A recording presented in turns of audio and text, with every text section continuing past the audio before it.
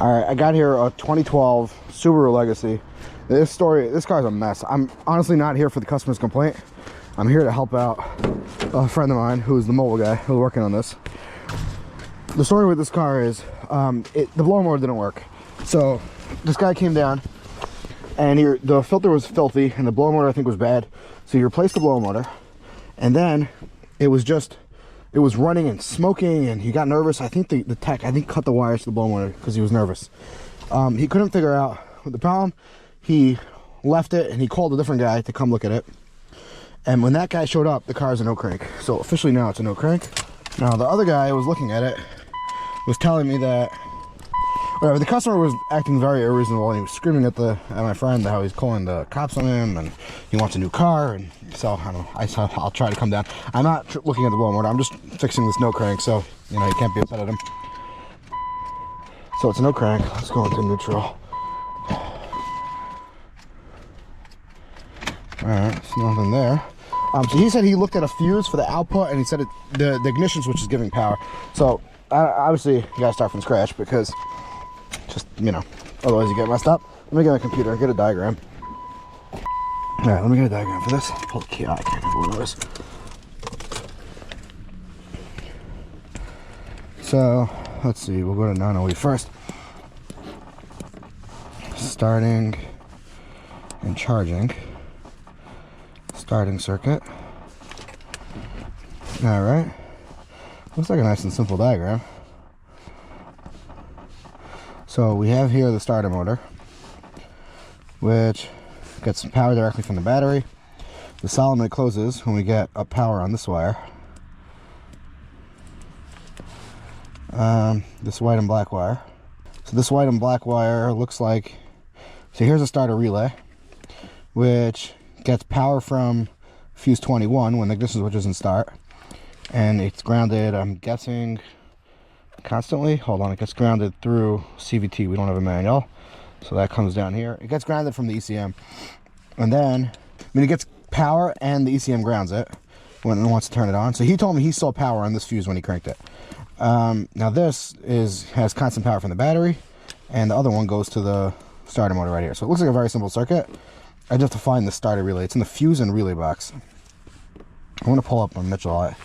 Sometimes I have better luck of finding the fuse boxes. Diagrams.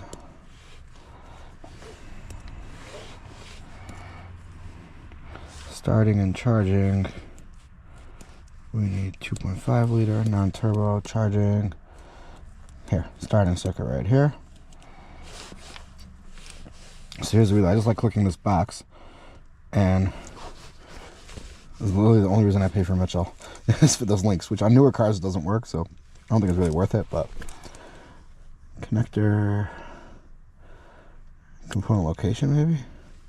All right, so here's the box. This is called the fuse and relay box.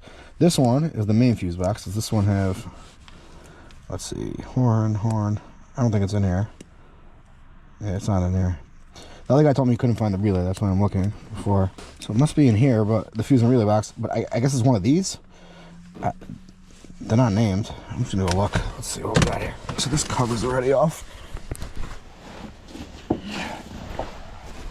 I see a relay right here and right here on this side.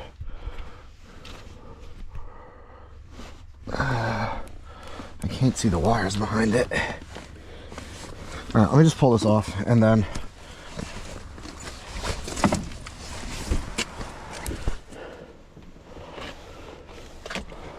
let's see.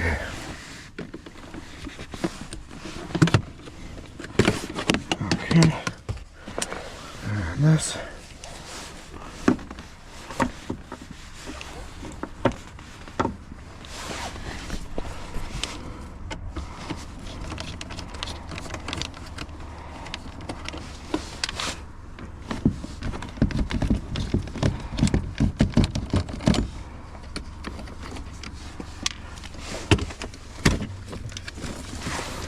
Okay, so this relay and this relay, there's another one down there. Let's see what colors these are. So we got over here,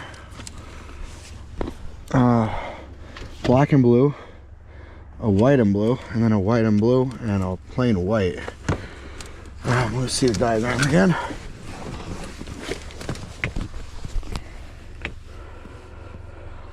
Alright, we got white and blue, white and black. Okay, and then we don't have white and black. Oh, it says or white right here. Okay, so white and blue, white, black and blue, and white and blue. So yeah, this is our relay. Let me just feel if it's clicking. Where's the key?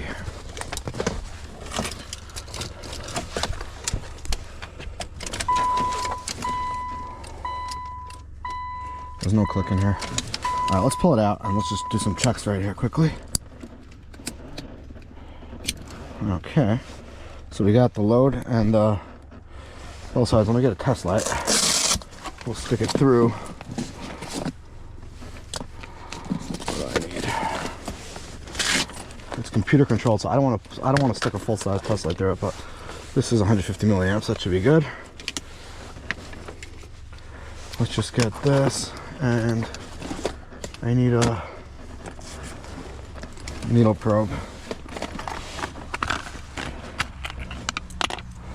Okay, so now this is just going through this test light right here. We're gonna stick. I just need the load side. So it's this guy. I need the control side. Sorry. All right, one side, and I dropped the other one. Oh, this car's making noises. Okay, now if we crank this and this lights up, the computer is commanding this relay on.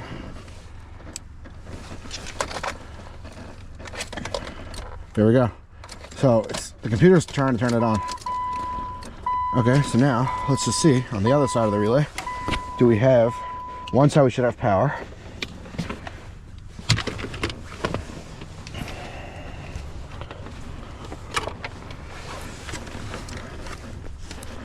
One side should have power. Maybe it's only when we crank. Hold on. Let's see. Diagram one more time. Battery. Yeah, it's only when we crank. Okay. So one of these should have power when we crank. Let me just make sure. I don't know if I'm on a good ground. We'll find out in a second. All right, let's see. Let's try the other side. Yeah, that has power when we crank. So now this should be constantly grounded because it's going to the starter motor. So let me swap this around to battery power. All right, I'm going to put this on battery negative. Battery positive, actually. If it hits a power, it lights up. Okay. So now this should be constantly grounded through the battery. And through the starter motor. So this is telling me this is a bad relay rating. It's not working and we have everything we need. All right, let me go swap it with a different one.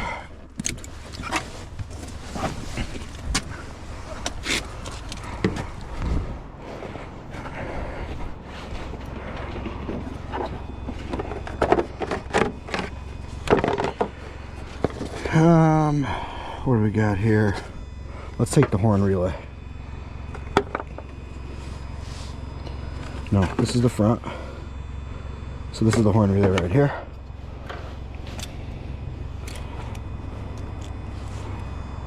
Just make sure the horn works. It works. Okay, good.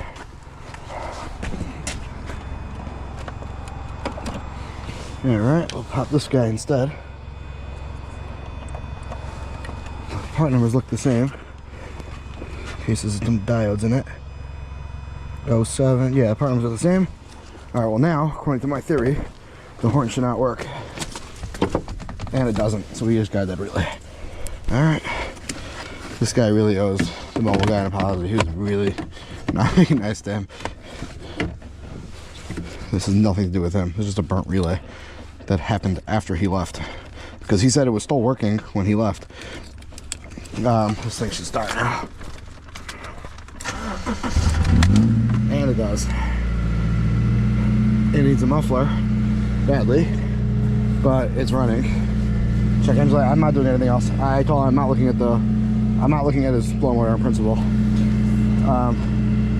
I was just bailing him out. You know, they can tell the guy it's not his fault and tell him to go somewhere else where, you know, it's just not fun working for people that don't appreciate your work. Put this car back together, and that's it. The horn doesn't work. He needs a horn relay, and this has absolutely nothing to do with him. And I have the video to prove it. Alright, thanks for watching. Alright, I lied. It's way later. I'm still here on this car with the blower motor. The guy asked me to please look at it because otherwise the guy's not going to pay him. So they cut this wire because it was smoking. So I was checking power over here, and I have power on this wire, which according to the diagram, I should not have. That is coming from the resistor and the switch. So pretty much at the end I went down to the switch over here, and it's all melted. So this has nothing to do with this guy. It was totally, this thing melted. That's why it melted the new motor.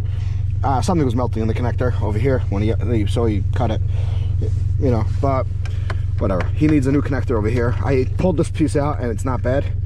It's nothing to do with, it's not melted inside. So just over here it's melted, and it's also a little bit of corrosion down by the resistor, but he needs a connector over here, a connector for the motor. I installed the motor again. And this filter was what he pulled out of here, which has a lot of garbage in it. Well, probably won't get paid. All right, I'm out of here now. It's late and I'm freezing. Thanks for watching.